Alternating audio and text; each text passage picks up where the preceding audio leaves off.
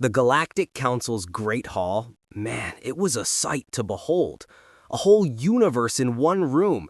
People from 47 star systems, all mixed up, from crystal beings to energy critters. It was a symphony of languages, and you could practically feel the politics in the air. Right in the middle of it all was Elder Vexara, this ancient crystal being. She'd seen it all, civilizations rise, fall, the whole 9 yards. Her glow? Most folks just figured it was the light of a really old gal. But today, that glow wasn't just old. It was urgent. Then boom, the whole place goes quiet. Vexora's voice cuts through the silence, clear as a bell. The humans are coming.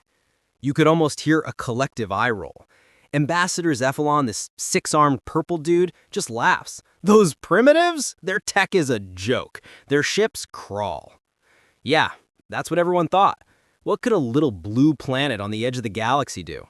Vexara, though, she didn't laugh. Her glow kind of dimmed, a little sad. That's exactly what the Crixoni Empire said 3 million years ago.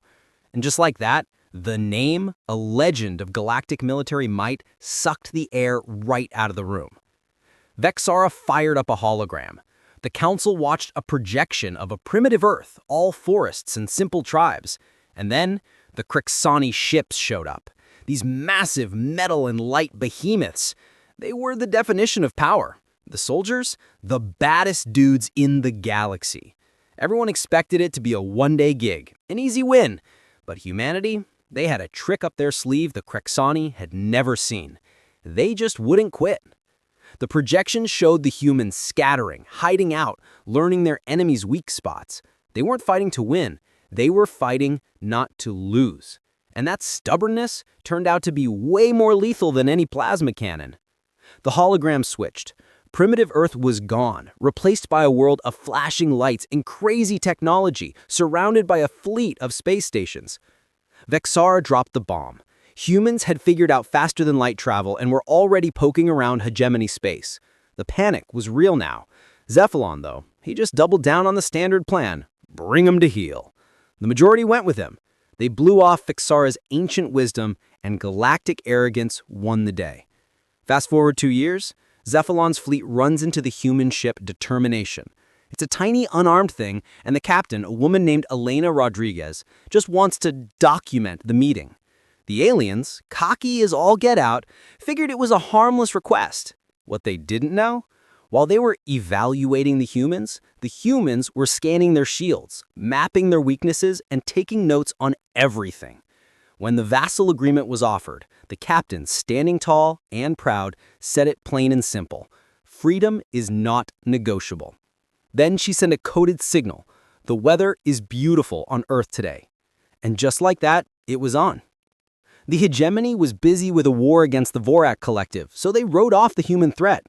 Big mistake. The humans, like ghosts, started hitting their supply routes, their comm centers, their factories. They weren't going for a win in a big battle. They were going for a win by making the enemy too tired to fight. Zephalon's fleet paralyzed. Not by a head-on attack, by the humans gutting their supply base. The Admiral finally figured it out, and it had to be a horrifying moment. He wasn't fighting a war, he was fighting a concept, the war of systematic degradation. The shock of defeat echoed through the Great Hall. The hegemony, the big dogs of the galaxy, were getting taken apart by a species they'd called primitive. The Vorak Collective's representative, a true warrior, was the first to get it. They turned their whole civilization into a single war machine, he said. The humans had no central hub to destroy.